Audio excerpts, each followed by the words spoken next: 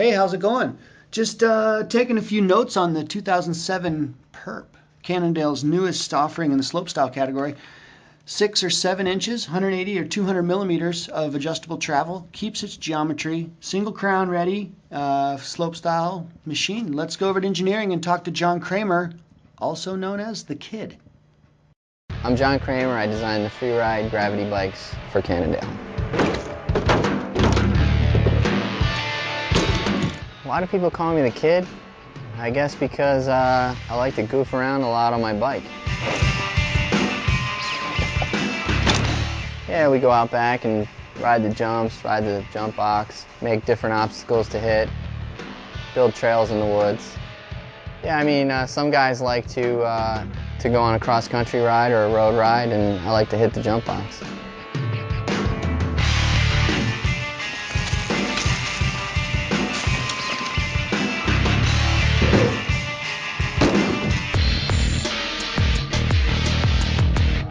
The ideal customer is someone who likes to do tricks and stunts and wants to go big, but, may get into some competitive downhilling every once in a while.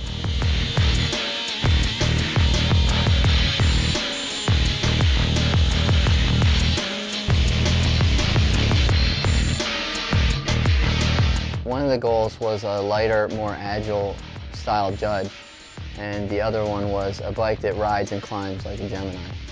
To make that happen, what we did is we started with our Judge platform, which we feel rides very well and can pretty much go down any descent that you're willing to try.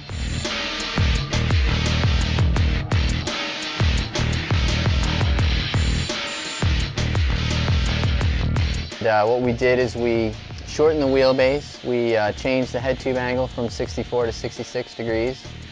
We gave it an adjustable 180 to 200 travel as opposed to the Judge, which is 220. And then we slapped a 180 travel fork on the front. Those things make the bike ride like a very nimble downhill bike that you can jump, ride trails, do downhill, do tricks on. You can pretty much do anything you want on that bike. You can even climb uphill. Not many DH bikes can do that.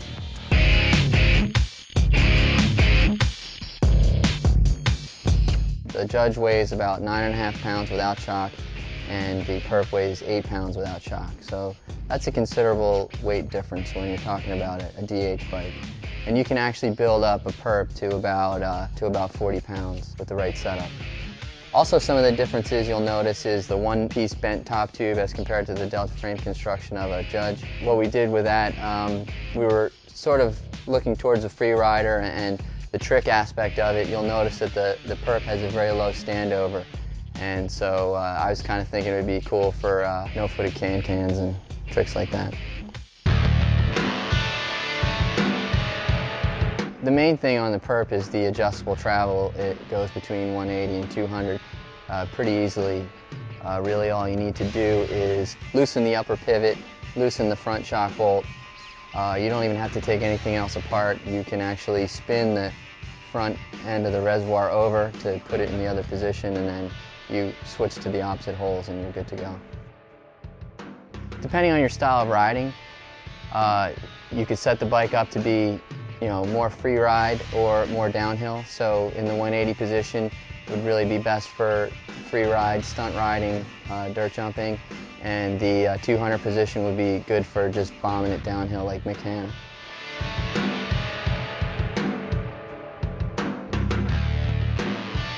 For the Perp, what we did was similar to the Judge, where we wanted a staged travel.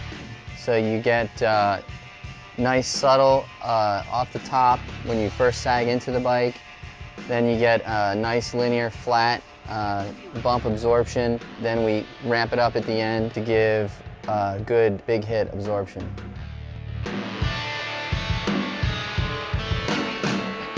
Another cool thing that we did on the Perp was the cable routing. If you notice closely, there's 2 guides that are up near the head tube, and basically what we wanted was the ability to run your derailleur and your brake on the same side, and you could wrap them together, and that will give you the ability to do bar spins and clean X-ups and stuff.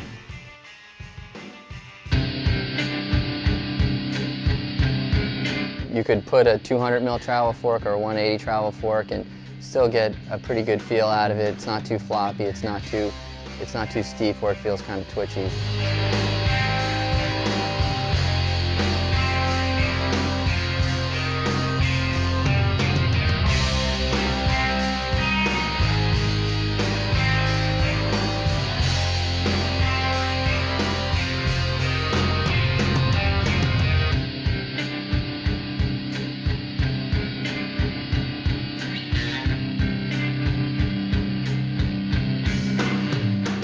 As far as stiffness goes, you know, that stiffness is going to directly translate to the rider being able to put that bike wherever they want and have a solid feel.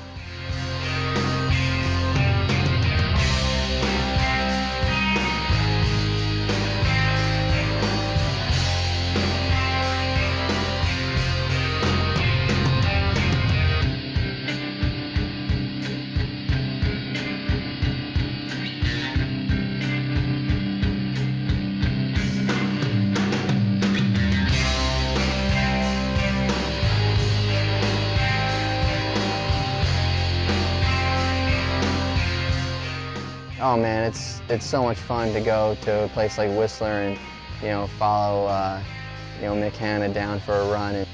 But it's just fun to be able to ride with those guys and talk to them on a level where, you know, I know exactly what they're talking about when they're giving me feedback about the bike or, you know, about a particular jump or part of the course. We got excellent feedback from the perp. Mick really loved it, and Chris Van Dyne thought it was awesome as well. It's just an all-around bike, and it's exactly what those guys were looking for.